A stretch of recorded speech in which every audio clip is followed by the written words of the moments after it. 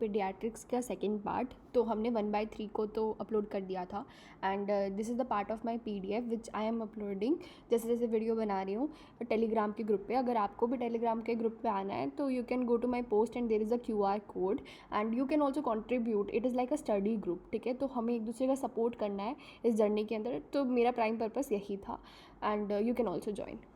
और वहाँ पर मैं हाई यील्ड स्टफ मैं भी करती हूँ and others are also contributing, you can also do that, ठीक है।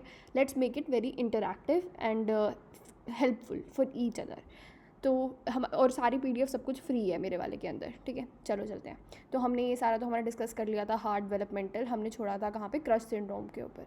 तो देखो क्या, हाँ क्रश का मतलब क्या हुआ कि आपके ऊपर बिल्डिंग गिर गई, ठीक है। किसी के ऊपर बिल्डिंग गिर गई तो क्या होगा, सारे के सारे सेल टूट जाएंगे, राइट। ट्यूमर लाइसिस के अंदर क्या होता है, कीमोथेरेपी देते हैं तो सेल्स इंडिविजुअली टूटते हैं। अब दोनों में बहुत डिफरेंस है, एक जैसा दिखता है बट बहुत डिफरेंट है।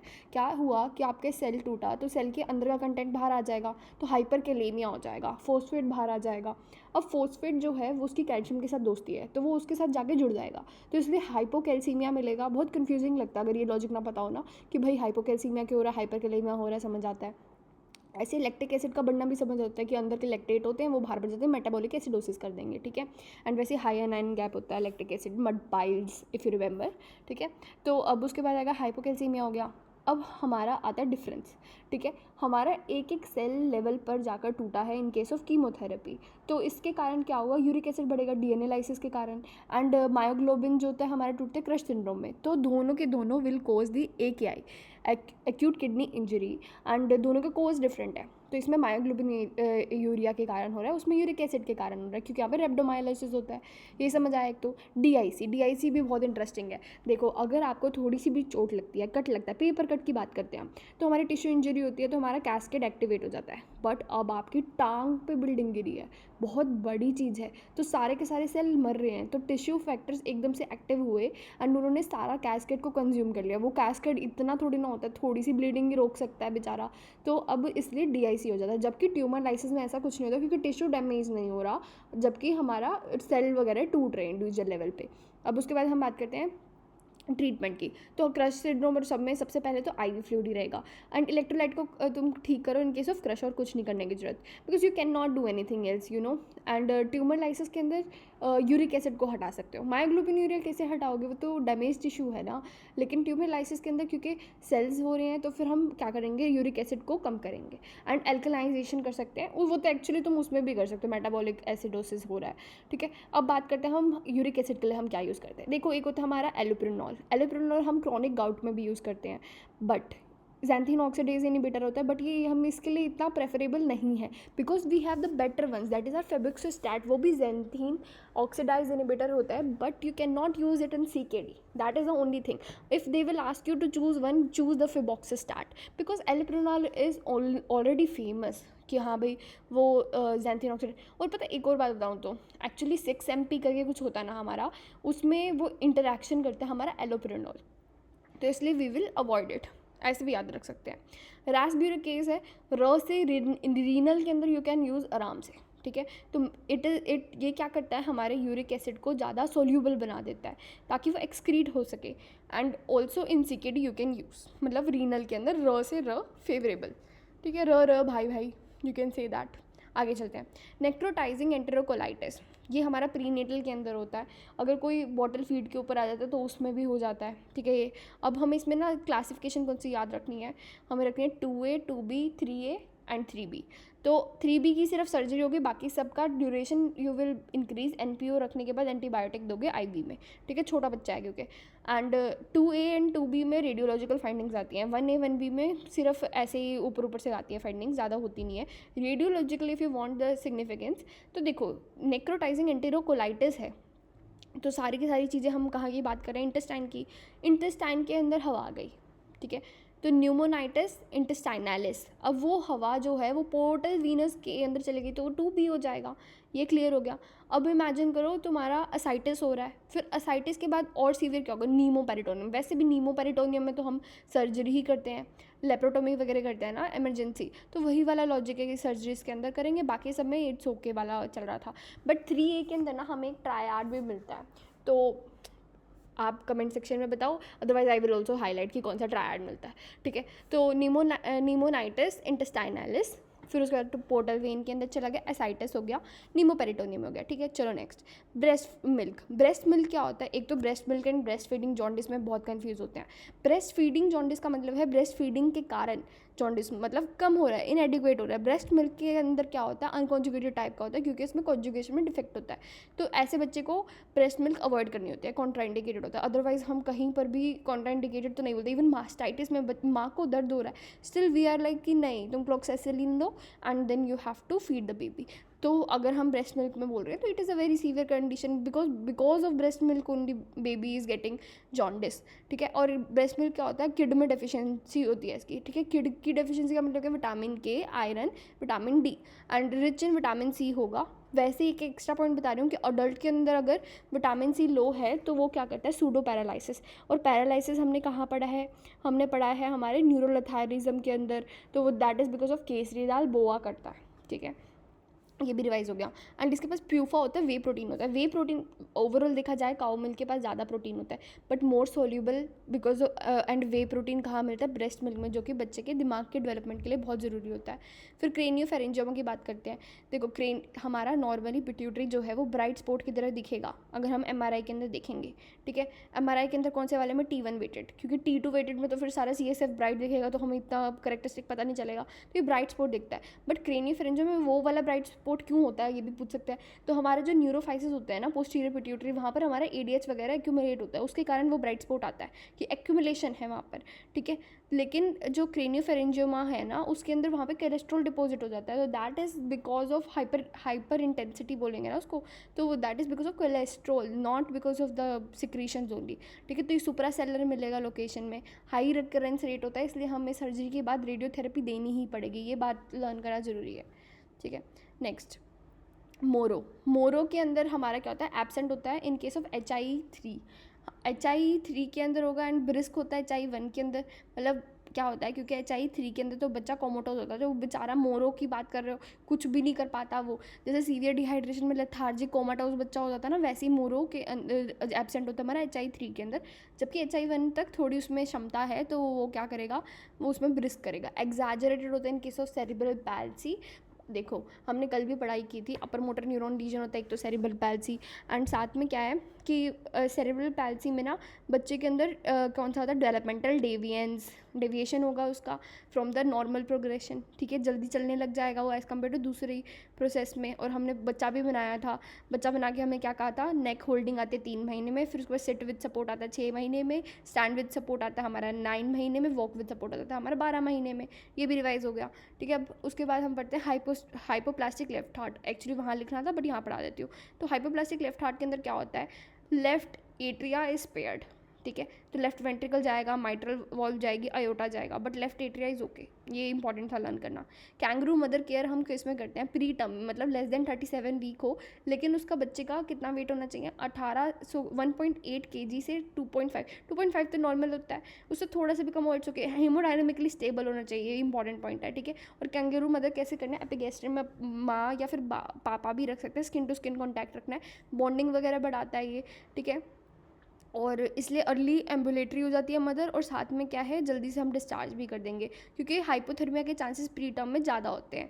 इसलिए हमें उसको अवॉइड करने के लिए कैंगरू मदर केयर के लिए सपोर्ट करना चाहिए, मतलब मदर को पूरा गाइड करना चाहिए। And you can do for the full day as well, ठीक है। तो ऐसा कुछ नहीं है, बट मिनिमम तुम उसको मैक्सिमम टाइम्स करो, ठीक है, पूरे दिन में, अगर तुम पूरा टाइम नहीं कर सकते तो। और प्री टर्म में क्या? Less than 37 weeks, hemodynamically stable, 1.8 kg to 2.5। फिर उसके बाद देखते हैं। देखो इसमें ना बहुत कन्फ्यूजन होती है, एसिड मैल्टेज एंड एसिड लाइपेज, इसलिए यहीं पे क्लब कर दिया। एसिड मैल्टेज जो है वो हमारा पॉम्पे डिसीज है, जिसमें हार्ट इन्वॉल्व होता है, जो कि लाइजोजोम होता है, और फिर भी ग्लाइकोजन के अंदर भी हम इसको लिखते हैं, मतलब दोनों टाइप का होता है। And acid lipase is the Wolman disease, जिसके अंदर एड्रिनल कैल्सिफिकेशन हमें मिलेगी, ठीक है। तो इसको लर्न करना पड़ेगा। एंड ये कौन सा होता है? ये होता है हमारा या galacto, I will just pin it down, क्योंकि कन्फ्यूजन होती है इसके अंदर कि ये कौन सा होता है। हमें ये सारे फैब्री पता है, हमें इवन ये भी पता होता है क्रैबे कौन सा होता है, क्योंकि इसकी BTR में बहुत अच्छी मैम ने ट्रिक बता रखी है ना, तो वो दो tricks are actually really amazing, तो उसको रेफर कर सकते हैं। ठीक है, उसकी मैं इसलिए वीडियो नहीं बनाई, मैम ने बहुत ही अच्छा पढ़ाया वो तो। ठीक है, नेक्स्ट चलते हैं। Pyloric stenosis. पाइलोरिक स्टेनोसिस में यू हैव टू इमेजिन बच्चे ने सब कुछ उल्टी कर दी, एंड ये नॉन बिलियस होती है। ठीक है, तो hypokalaemia, hypochloraemia, hyponatraemia, metabolic alkalosis हो जाएगा विद पैराडॉक्सिकल एसिड्यूरिया। ठीक है, बेरियम के अंदर हमें क्या मिलेगा? स्ट्रिंग। इमेजिन पाइलोरिक स्टेनोसिस है तो double tract string and shoulder sign, उसी को बोल देते हैं हम, शोल्डर जैसा दिखता है करके शोल्डर साइन। अब USG के अंदर सर्विक्स एंड निपल मिलता है, इसको लर्न कैसे करें? एक तो उसकी लेंथ कितनी होगी वो पूछते, थिकनेस पूछते हैं, तो फिर इसलिए 16 and 4 याद रख लेना। ठीक है, एक अभी हमने थोड़े दिन पहले अभी पिछली वीडियो में ही पढ़ा है 16 and 4 के बारे में, AD वो ऑटोसोमल डोमिनेंट का type of polycystic kidney disease. ठीक है, फिर उसके बाद आता है हाँ सर्विक्स एंड निपल कैसे लर्न करें। अल्ट्रासाउंड हम सिर्फ प्रेग्नेंट फीमेल में बोलते रहते हैं ना, करना है वही करना है वही करना है, तो सर्विक्स भी फीमेल के पास है, निपल भी फीमेल के पास है, ऐसे लर्न करने का तरीका है। ठीक है, उसके बाद आएगा LCH के मार्कर लर्न करने हैं। LCH क्या होता है? CD1A 207, HLA-DR एंड S100 हमारा पेज डिसीज़ के अंदर भी होता है एक, तो ये याद रखो। ठीक है, इन दोनों में बहुत ही ज़्यादा कन्फ्यूजन होती है, तो इसको लर्न करना है कि LCH, मेरे पास कोई ट्रिक नहीं है इसकी, 207 and 1A, तो if you have please tell, because 117 देख के ना मन करता है वही वाला आएगा but it is not that, it is 207 LCH marker. ठीक है, नेक्स्ट चलते हैं। मायोक्लोनिक। अच्छा ठीक है, अब हम पढ़ेंगे कितने एपिलेप्सीज होती है ना हमारी, तो वो कैसे कैसे होती है। Okay, I have not added 1 point यहाँ पर, मे बी आगे आएगा, चलो कोई बात नहीं, यहीं पे पढ़ते हैं। मायोक्लोनिक हमारा जो होता है वो वर्स्ट होता है। मायोक्लोनिक वर्स्ट क्यों होता है? इसका मतलब क्या होता है? क्लोनिक का मतलब होता है रिदमिक। रिदमिक मतलब हुआ फिर ख़त्म, हुआ ख़त्म, ऐसे रिदमिक टाइप के रिदम नहीं होती हमारी, हार्ट बीट करते हैं रिदम में, वही वाला। ठीक है, होना फिर छोड़ना, जैसे और टॉनिक का मतलब होता है एक बार हुआ बस फिर कॉन्ट्रैक्ट ही रह गया। ठीक है, तो अब हमारा हो गया मायोक्लोनिक, एक rhythmic movement in the whole body. Myoclonic हो गया, वो वर्स्ट होगा ऑब्वियसली, GTCS टाइप का होगा ना ये, एंड फोकल, लेकिन GTCS नहीं होगा, GTCS के अंदर दिमाग वगैरह भी इन्वॉल्व होगा, सब कुछ हिलेगा, बट इसमें तो सिर्फ हमारे लिम्स वगैरह नेक तक सब कुछ हिल रहा है। ठीक है, मोस्ट कॉमन होता है हमारा सटल। सटल नाम से पता चल रहा है बहुत थोड़ा सा होगा, आँखों का होगा, एंड फिनोबार्बिटोल को रिस्पॉन्ड करता है। अगर हमने सारी ड्रग्स दे दी and still the baby is having the recurrent seizure, then try the pyridoxine. ठीक है, it can be actually really working. Tonic वाला हमने पढ़ लिया, स्पैज़म हो जाएगा। फोकल मतलब कोई एक जगह पे, तो फोकल क्लोनिक वाले के अंदर मतलब नेक वगैरह नहीं आएगा, अपर लिम्ब दोनों हो सकते हैं, समझ रहे हो? फोकल का मतलब सिर्फ एक जगह का मतलब सिर्फ एक अपर लिम्ब नहीं, ये upper limb and lower limb of one side कर सकता है, तो that is your focal. And best होता है हमारा फोकल क्लोनिक रिदमिक। ठीक है, फिर उसके बाद इनिशियल इन्वेस्टिगेशन हम करेंगे ट्रांसक्रेनियल अल्ट्रासाउंड, ये इंपॉर्टेंट है। इनिशियली हमें अल्ट्रासाउंड करना है ट्रांसक्रेनियल, हम सबसे पहले ना अल्ट्रासाउंड करते हैं बेबी के अंदर, तो वैसे भी we prefer the ultrasound only. ठीक है, तो अल्ट्रासाउंड करके देख लिया। इन्वेस्टिगेशन ऑफ चॉइस तो MRI होगा, MRI को भी बीट नहीं कर सकता। CT का कोई सेंस नहीं है यार, CT अगर करोगे तो बोन वगैरह, बोन थोड़ा ना, हमें तो अपना ब्रेन देखना है ना, तो MRI के अंदर कोई लीजन वगैरह हुआ तो उसके कारण भी हो सकता है ना, तो हम MRI कर लेंगे। फिर उसके बाद आता है हमारा टर्म, ये जो कैल्सिफिकेशन वगैरह हम पढ़ते हैं ना, कि अभी आगे भी पढ़ेंगे, तो ये सारी क्यों होती है कैल्सिफिकेशन, हमें क्यों जानना है कि कैल्सिफिकेशन है कि नहीं, टॉक्सोप्लाज्मा है कि नहीं है, या फिर CMV तो नहीं, कंजेनाइटल। तो इसमें क्या होता है, कैल्सिफिकेशन वगैरह बनती है, ये ना हमारे जो ब्रेन के स्ट्रक्चर होते हैं ना उस पर कंप्रेस वगैरह करती हैं, तो उससे हमारे सीजर्स होते हैं, इसलिए जानना हमारा इंपॉर्टेंट होता है, तो हम MRI करेंगे। अगर टर्म बेबी है, टर्म मतलब अच्छा, तो हमने क्वाड्रिप्लेजिया करा दिया स्पेस्टिक टाइप का। अगर वो प्री टर्म है तो हमने डाइप्लेजिया करा दिया, बेचारा छोटा है ना इसलिए। और इसमें होता है चार्कोएथिटॉइड टाइप, याद रखना है। Myoclonic is the worst, focal clonic tonic सब समझा दिया, बेस्ट होता है focal clonic. Subtle is the most common one, लेकिन बेस्ट नहीं है, आंखों का होगा एंड फिनोबार्बिटोल को रिस्पॉन्ड करेगा। ठीक है, टर्म है तो क्वाड्री एंड अदरवाइज डाई। फिर आता है एपिग्लोटिस। देखो एपिग्लोटिस एंड LTB जो है इनमें डिफरेंस थोड़ा सा है, थंब साइन होता है, स्ट्रेप्टोकोकस के कारण होता है, क्योंकि हीमोफिलस इन्फ्लुएंजा की तो हम वैक्सीन देते तो होता नहीं है। ट्रीटमेंट में एंटीबायोटिक दोगे। स्टीपल साइन हो गया parainfluenza and then influenza, and अगर माइल्ड है तो स्टीरॉयड दो, मॉडरेट है तो स्टीरॉयड के साथ में आप क्या दो, नेबुलाइजेशन दे दो। फिर आता है हमारा सैम मतलब severe acute malnutrition. Severe acute malnutrition की क्लासिफिकेशन क्या होती है हमारी, बायलेटरल पीडल एडिमा, या फिर वो क्वाशियोरकर भी लिख सकते हैं, पता है बहुत स्मार्टली क्वेश्चन पूछते हैं आजकल। एंड हमारा MAC जो तो मिड आर्म सर्कमफ्रेंस होता है, पहली बात तो ये हमारा एज इंडिपेंडेंट है, ठीक है। 5 ईयर्स तक करते हैं हम मानते हैं, बट ये एज इंडिपेंडेंट, हम 1 ईयर एंड 2 ईयर के अंदर ये तो नहीं बोलते ना 1 ईयर के बच्चे का ये क्राइटेरिया है, तो इसलिए एज इंडिपेंडेंट याद रखना है। जबकि BMI जो होता है एज डिपेंडेंट होता है, ठीक है। ये हाइट था। अच्छा, मिड आर्म सर्कमफ्रेंस जो है हमारा वो लेस देन हो जाएगा हमारा 11.5, ठीक है। और हाँ, और हमारा क्या होता है वेट फॉर हाइट का क्राइटेरिया मैच होना चाहिए लेस देन 3 स्टैंडर्ड डिवीजन। ये बहुत इंपॉर्टेंट है। देखो, एक्यूट मैल न्यूट्रिशन होता है weight for height for less than 2, जो कि हमारा नॉर्मली हम जिसको क्राइटेरिया मानते हैं, जबकि लेस देन 3 हो जाता है इनकी। सो सीवियर वर्ड है वो। सैम कोई बच्चे का नाम नहीं है बच्चों में होता है, तो इसलिए याद रखते हैं, ठीक है। अब हमें उसके ट्रीटमेंट में क्या करना है। ट्रीटमेंट में पहले F75 देते हैं। F75 के बाद 1 हफ्ते के लिए उसको स्विच करेंगे टू 100 कैलोरी, F100। अब उसके बाद आपको याद रखना है कि हम सेकेंड वीक में 200 कर देंगे। फर्स्ट वीक के अंदर you will not give much of iron, micronutrients वगैरह you can do. Electrolytes is the prime aim, and sugar वगैरह को ठीक करो, उसके इलेक्ट्रोलाइट्स वगैरह ठीक करो, ठीक है। हाइपोथर्मिया को मेंटेन करो, ये सब चीज़ें करो, but do not give the iron initially only, because iron can itself cause the infection, मतलब iron can attract the infection. और उसके बाद एनर्जी अवॉइडिंग, हाँ, हम ओवरऑल एंटीबायोटिक्स भी देते हैं उनको प्रोफाइलेक्टिकली ना। और हमारे अगर हमने बहुत सारा कैलोरी दे दिया, क्यों हम ऐसे 100 से 200 जा रहे हैं, सीधा क्यों नहीं दे रहे देना, कि मतलब ऐसे थोड़ा है कि हमारे पास कैलोरीज नहीं है देने को, खाना वाना कम पड़ जाएगा, ऐसा कुछ नहीं होता।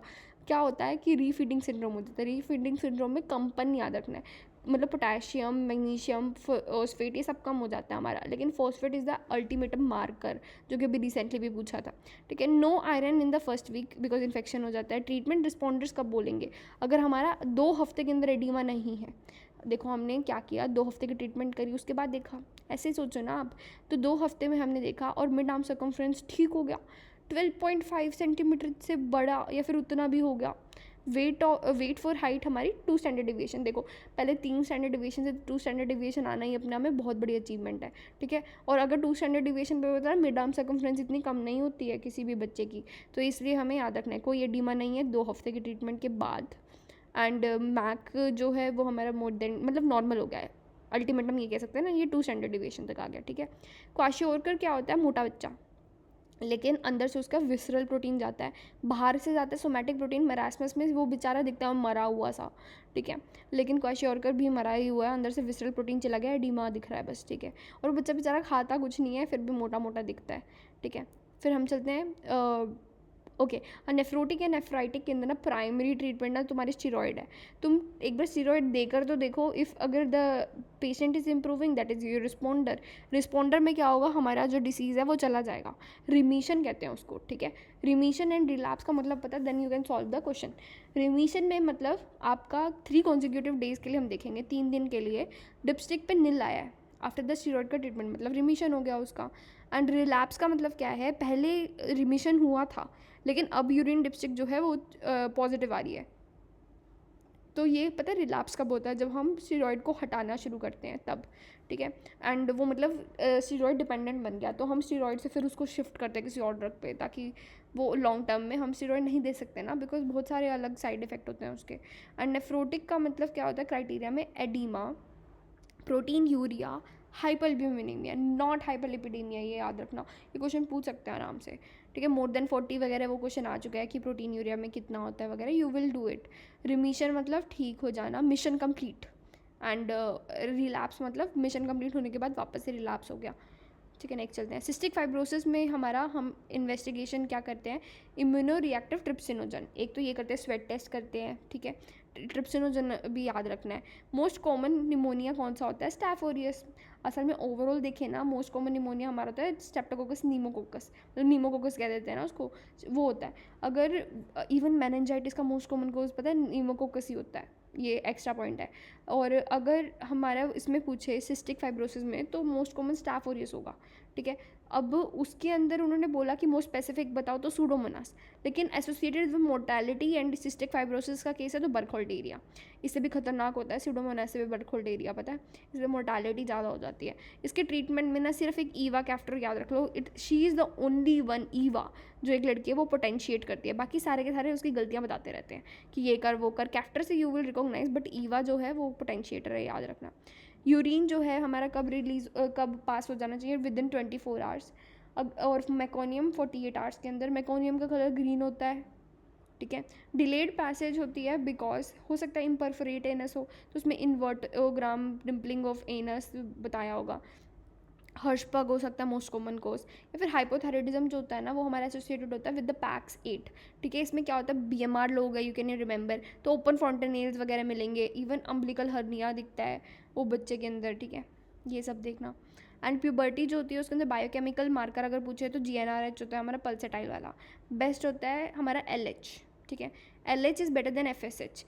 GnRH पल्सेटाइल होता है इसलिए हम बेस्ट नहीं बोल सकते उसको। बायोकेमिकल पूछे तो फिर हमारा GnRH होता है। टैनर के अंदर स्क्रोटल रेडनिंग होती है हमारी सेकंड में, जबकि ब्लैकनिंग होती है फोर्थ के अंदर। बायनोकुलर विजन जो होता है वो हमारा 4 मंथ हो गया। Handedness is 3 years. Right and left differentiation या फिर एनकॉर्पोरोसिस इज़ 4 ईयर्स। एंड एनड्यूसिस के अंदर होगा 5 ईयर्स। अब इसको लर्न कैसे करें बताती हूँ अभी, ठीक है। देखो बाइनोकुलर विजन 4 महीने में आ गया, 3 महीने के अंदर वो हैंड रिगार्ड वगैरह देने लगा था, अब उसको पकड़ना है, ठीक है।